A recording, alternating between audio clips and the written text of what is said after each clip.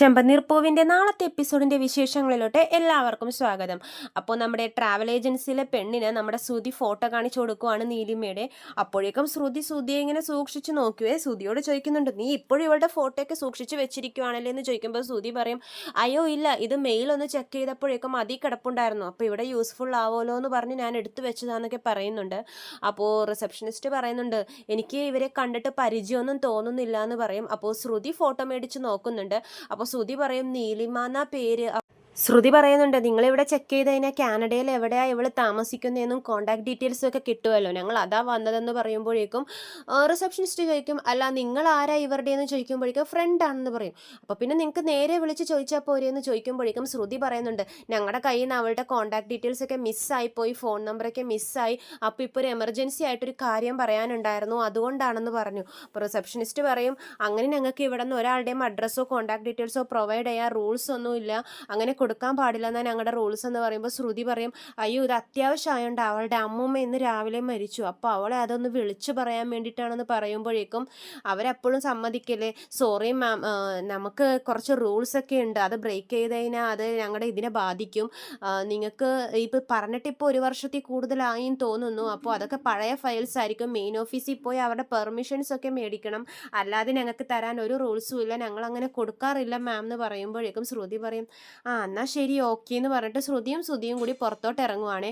ശ്രുതി നല്ല നിരാശയിലാണ്. ശ്രുതി പറയുന്നുണ്ട്, എന്ത് ചെയ്യും ശ്രുതി, അവളെ ഞങ്ങൾക്ക് പിടിക്കാൻ പറ്റില്ലേ, നമ്മുടെ കാശ് കിട്ടില്ലേ എന്ന് ചോദിക്കുമ്പോൾ ശ്രുതി പറയുന്നുണ്ട്, ശ്രുതി വിഷമിക്കണ്ട, അവൾ നമ്മുടെ കയ്യിൽ കിട്ടും, അവൾ നമ്മുടെ കൺമുമ്പിൽ ദൈവം കൊണ്ടത് കാണിച്ചു തരും എന്ന് ശ്രുതി പറയുവാണ്. പിന്നെ കാണിക്കുന്നത് നമ്മുടെ സച്ചിയുടെ കാറിൽ പോകുന്ന നീലിമയാണ്. നീലിമ എവിടെന്നോ യാത്ര കഴിഞ്ഞ് വന്നിരിക്കുവാണ്. സച്ചിയുടെ കാറാ വിളിച്ചിരിക്കുന്നത്. അപ്പോൾ സച്ചി ഇങ്ങനെ വണ്ടി ഓടിച്ച് വിശേഷമൊക്കെ ചോദിച്ചുകൊണ്ടിരിക്കുവാണ് നീലിമയോട്.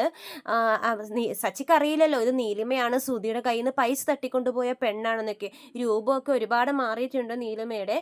അപ്പോൾ സച്ചി ചോദിക്കും, മാഡം നിങ്ങൾ എവിടെന്നാ വരുന്നതെന്ന് ചോദിക്കുമ്പോൾ നീലിമ പറയുന്നുണ്ട്, കാനഡയിൽ നിന്നാണെന്ന് പറയുമ്പോൾ സച്ചി പറയും, ഓ ഇപ്പോൾ ഇവിടെ നിന്ന് ഒരുപാട് പേര് കാനഡയിലോട്ട് പോകാൻ ആഗ്രഹിക്കുന്നുണ്ട്, അവിടെ എങ്ങനെയാണ് ക്ലൈമറ്റ് എന്നൊക്കെ ചോദിക്കുന്നുണ്ട്. അപ്പോൾ നീലിമ കാനഡയിലെ വിശേഷങ്ങളൊക്കെ പറയുന്നുണ്ട്. സച്ചിയും അതിനെപ്പറ്റി ചോദിക്കുന്നുണ്ട്. അപ്പോൾ നീലിമ ചോദിക്കുന്നുണ്ട്, എന്താ ആർക്കെങ്കിലും പോകാൻ വേണ്ടിയിട്ടാണോ ഈ ചോദിക്കുന്നതെന്ന് ചോദിക്കുമ്പോഴേക്കും, എൻ്റെ ഒരു ചേട്ടനുണ്ട്, ചേട്ടൻ കാനഡയിൽ പോകാൻ ട്രൈ ചെയ്യുന്നുണ്ട്, ഒരു ഏജൻസിയിൽ ചോദിച്ചപ്പോഴേക്കും 14 ലക്ഷമായി ചോദിക്കുന്നതെന്ന് പറയുമ്പോൾ നീലിമ പറയും, ഓ അത്ര ഉണ്ടോ, ഞാൻ പോയപ്പോൾ 10 ലക്ഷമായിരുന്നു, ഇപ്പോൾ കൂടിക്കൂടി വരുവാണല്ലേ കൊല്ലം പോകും തോറും എന്നൊക്കെ സച്ചി പറയുന്നുണ്ട്. അപ്പോൾ സച്ചി ചോദിക്കും, അവിടെ എന്താ ചെയ്യുന്ന മാഡം എന്ന് ചോദിക്കുമ്പോൾ ബിസിനസ് ആണെന്ന് പറയുന്നുണ്ട്.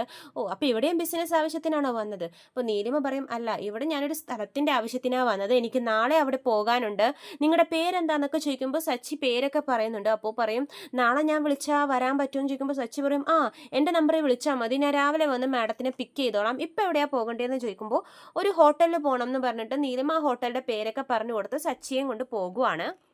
അത് കഴിഞ്ഞ് കാണിക്കുന്നത് ശ്രുതിയാണ്. ശ്രുതി ഭയങ്കര വിഷമിച്ച് നിൽക്കുവാണ്.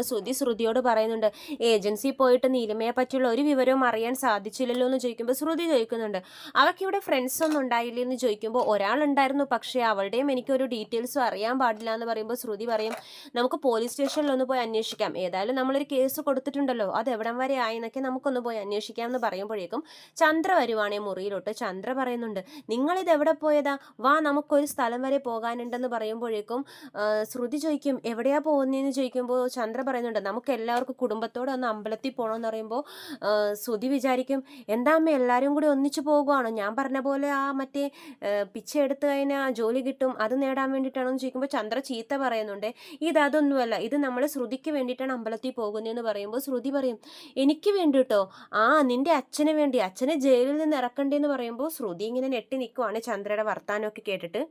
ഭാമ ചന്ദ്രയോട് എന്തോ ഒരു ശക്തിയുള്ള അമ്പലത്തിൻ്റെ കാര്യം പറഞ്ഞായിരുന്നു, ആ അമ്പലത്തിൽ പോയി വ്രതം എടുത്തു കഴിഞ്ഞാൽ ശ്രുതിയുടെ അച്ഛൻ ജയിലിൽ നിന്നും പുറത്ത് വരുമെന്നാണ് ചന്ദ്ര പറയുന്നത്. പക്ഷെ ശ്രുതിക്ക് ഇതിലൊന്നും വിശ്വാസമില്ലോട്ട്. ശ്രുതി പറയുന്നുണ്ട്, ആൻറ്റി ഞാൻ എന്തിനാ വ്രതം എടുക്കുന്നത് എന്ന് ചോദിക്കുമ്പോഴേക്കും ചന്ദ്ര പറയുന്നുണ്ട്, നിൻ്റെ അച്ഛന് നീ വ്രതം എടുക്കാതെ പിന്നെ ആര് വ്രതം എടുക്കാൻ, 48 ദിവസത്തെ വ്രതമാണ്, ചൈന പ്രദക്ഷിണം, പിന്നെ എന്താ ചരട് കെട്ടൽ, മാംസാഹാരം ഭക്ഷിക്കാതിരിക്കൽ, പിന്നെ തറയിൽ പായ വിരിച്ച് വേണം ഈ 48 ദിവസവും നീ കിടക്കാൻ, ശ്രുതിയും നീയും വെവ്വേറെ വേണം കിടക്കാൻ എന്നൊക്കെ ചന്ദ്ര പറയുന്നുണ്ട്. വ്രതങ്ങളുടെ കാര്യമൊക്കെ കേൾക്കുമ്പോൾ ശ്രുതി ഒന്ന് ഭയപ്പെടുന്നുണ്ട്. ശ്രുതി പറയുന്നുണ്ട് അവിടെ ലോയറൊക്കെ ഉണ്ട് അച്ഛനെ പുറത്തിറക്കാൻ വേണ്ടി, ഈ വെറുതെ എന്തിനാ അമ്പലത്തിലുള്ള ഓരോ കാര്യങ്ങളെന്നൊക്കെ പറയുമ്പോൾ ചന്ദ്ര പറയും ശ്രുതി വിശ്വാസത്തോടെ ചെയ്യണം, കാരണം ലോയറിനെക്കാളും വലുതാണ് ദൈവം, ദൈവത്തിനേക്കാളും വലിയ ശക്തിയില്ല, ദൈവം വിചാരിച്ചാൽ ശ്രുതിയുടെ അച്ഛനെ എളുപ്പം ജയിലിൽ നിന്ന് ഇറക്കാൻ പറ്റും എന്നാണ് ചന്ദ്ര പറയുന്നത്. ആദ്യം തന്നെ കുടുംബത്തോടെ നമ്മൾ അമ്പലത്തിൽ പോകണം എന്നൊക്കെയാണ് ചന്ദ്ര പറയുന്നത്. അപ്പോൾ ശ്രുതി പറയുന്നുണ്ട് എന്തിനാ ആൻറ്റി ഇങ്ങനെയൊക്കെ, എല്ലാം നിന്റെ അച്ഛൻ ഇറക്കാൻ വേണ്ടിയാ, എളുപ്പം പോയി റെഡിയാവുക, വെറുതെ എടുക്കാനുള്ളതാന്നൊക്കെ പറഞ്ഞിട്ട് ചന്ദ്ര പോകുവാണേ. ശ്രുതിയാണെങ്കിൽ ശ്രുതിയെ ചീത്ത പറയാണ്, ശ്രുതി എനിക്ക് വ്രതമൊന്നും എടുക്കാൻ പറ്റത്തില്ല, ശ്രുതി പോയി അമ്മയെ പറഞ്ഞ് കാര്യങ്ങൾ മനസ്സിലാക്കി ഈ നോമ്പ് വ്രതമൊക്കെ ഒന്ന് അവസാനിപ്പിച്ചതാന്ന് പറഞ്ഞ് ശ്രുതിയെ വിടുവാണ്. ശ്രുതിയാണെങ്കിൽ അയ്യോ അമ്മ അമ്പലത്തിൻ്റെ കാര്യത്തിൽ ഭയങ്കര സ്ട്രിക്റ്റാണ്, ഞാൻ പറഞ്ഞാലൊന്നും അമ്മ കേൾക്കില്ല എന്നൊക്കെ പറഞ്ഞെങ്കിലും ശ്രുതി നിർബന്ധിച്ച് വിടുവാണ് ചന്ദ്രയെ കാര്യങ്ങൾ പറഞ്ഞ് മനസ്സിലാക്കി ഈ വ്രതം എടുപ്പിക്കലൊന്ന് നിർത്താൻ വേണ്ടിയിട്ട്. ചന്ദ്ര പക്ഷേ ആരാ, വീട്ടിലുള്ള എല്ലാവരെയും റെഡിയാക്കുവാണ്. ശ്രുതിയെ, വർഷയെ, രവീന്ദ്രനെ, രേവതിയെ എല്ലാവരോടും പോയി റെഡിയായിട്ട് വാ, നമുക്ക് അത്യാവശ്യമായിട്ട് അമ്പലത്തിൽ പോകണം എന്നൊക്കെ പറയുന്നുണ്ട്.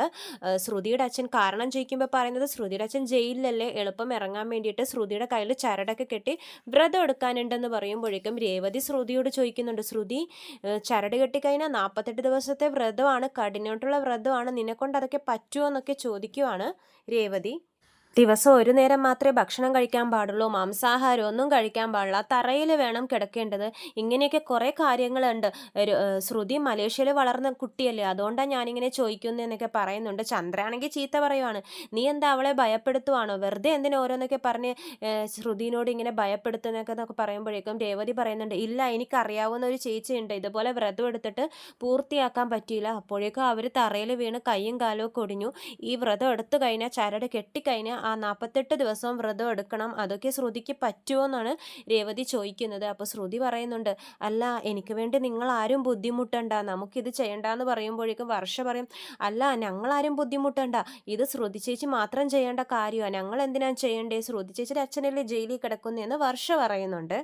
ഇതൊക്കെ ശ്രുതി ചേച്ചിക്ക് ചെയ്യാൻ പറ്റുമോ എന്ന് ചോദിക്കുമ്പോൾ ചന്ദ്ര ചീത്ത പറയുവേ, ഒരു അച്ഛന് വേണ്ടി മോൾ ഇതൊക്കെ ചെയ്യണ്ടേ എന്നൊക്കെ ചോദിക്കുമ്പോഴേക്കും വർഷ പറയും, അല്ല ശ്രുതി ചേച്ചി ഇവിടെ പട്ടിണി കിടന്ന അവിടെ ശ്രുതി ചേച്ചിയുടെ അച്ഛൻ ജയിലിൽ നിന്ന് ഇറങ്ങുമെന്ന് ആരാ പറഞ്ഞു, ഇതൊക്കെ ഓരോ അന്ധവിശ്വാസങ്ങളാന്ന് പറയുമ്പോൾ രവീന്ദ്രൻ പറയും, മോളെ വിശ്വാസത്തോടെ എന്ത് ചെയ്താലും അതിന് ഫലം ഉണ്ടാവും, ഇപ്പോൾ ശ്രുതി വ്രതം എടുക്കാൻ പോവല്ലേ, അപ്പോൾ നമ്മൾ കുടുംബത്തോടെ പോയി അവിടെ പ്രാർത്ഥിക്കണം, അതിന് വേണ്ടിയിട്ട് അവൾ എല്ലാവരെയും വിളിക്കാൻ പറഞ്ഞത്.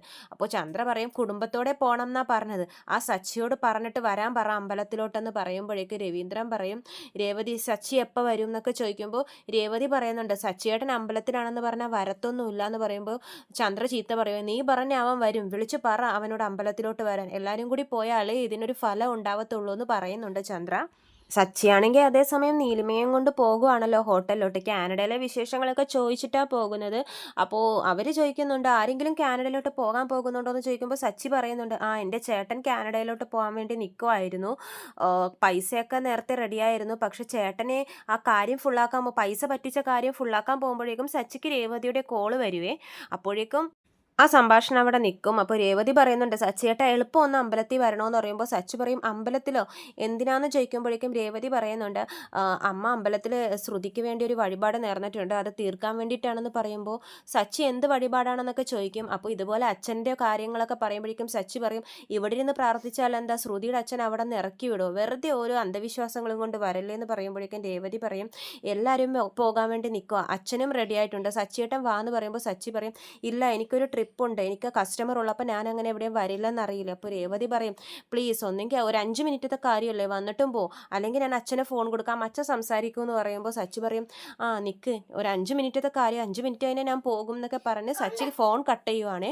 എന്നിട്ട് നമ്മുടെ നീലിമയോട് പറയുന്നുണ്ട്, മാഡം പോണ വഴിക്കൊരു അമ്പലമുണ്ട്, ഒരു 5 മിനിറ്റ് എൻ്റെ ഫാമിലി അവിടെ ഒരു ഫംഗ്ഷൻ അറ്റൻഡ് ചെയ്യുന്നുണ്ട്, അതിലെന്തായാലും വന്നൊന്ന് മുഖം കാണിച്ചിട്ട് ഞാൻ എളുപ്പം വന്നോളാം എന്നൊക്കെ പറയുന്നുണ്ട്. അപ്പോൾ നീലിമ പറയുന്നുണ്ട്, ആ അതിനെന്താ പോകുന്ന വഴിക്കല്ലേ, ഇവിടെ ഇനി എനിക്കിപ്പോൾ ഈ നാട്ടിൽ എവിടെ പോകണമെങ്കിലും ഞാൻ സച്ചിയെ വിളിക്കത്തുള്ളൂ, അപ്പോൾ സച്ചിക്ക് വേണ്ടി ഈ ഒരു ഫേവർ ഞാൻ ചെയ്യണ്ടേ, സച്ചി പോകുന്ന വഴിക്ക് കയറിയിട്ടൊക്കെ വാ, 10 മിനിറ്റത്തെ കാര്യമല്ലേ ഞാൻ വെയിറ്റ് ചെയ്തോളാം എന്ന് നീലിമയും പറയുന്നുണ്ട്. അപ്പോൾ സച്ചി പറയുന്നുണ്ട്, ഒരുപാട് നന്ദിയുണ്ട്, ഞാനിങ്ങനെ കസ്റ്റമറെ ഇരുത്തി വേറൊരു കാര്യത്തിന് പോകാറില്ല, ഇത് അങ്ങനെ ഒരു അത്യാവശ്യം ആയതുകൊണ്ടാണ് മാഡം, താങ്ക് യു എന്നൊക്കെ പറയുന്നുണ്ട് സച്ചി നീലിമയോട്.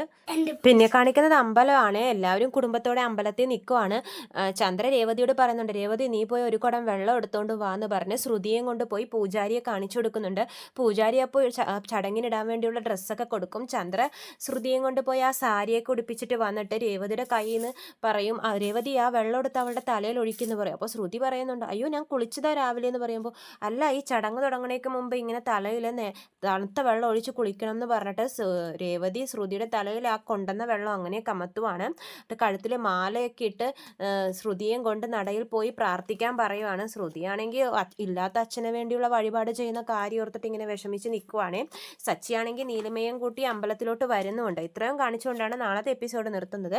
ചെമ്പനീർപ്പൂവിൻ്റെ കൂടുതൽ വിശേഷങ്ങൾ ഞാൻ എൻ്റെ ചാനലിലൂടെ അപ്ലോഡ് ചെയ്യുന്നതാണ്. ചാനൽ സബ്സ്ക്രൈബ് ചെയ്യാത്തവരുണ്ടെങ്കിൽ സബ്സ്ക്രൈബ് ചെയ്യണേ. വീഡിയോ ഇഷ്ടമായെങ്കിൽ ലൈക്ക് ചെയ്യാനും മറക്കരുത്. എല്ലാവർക്കും നന്ദി.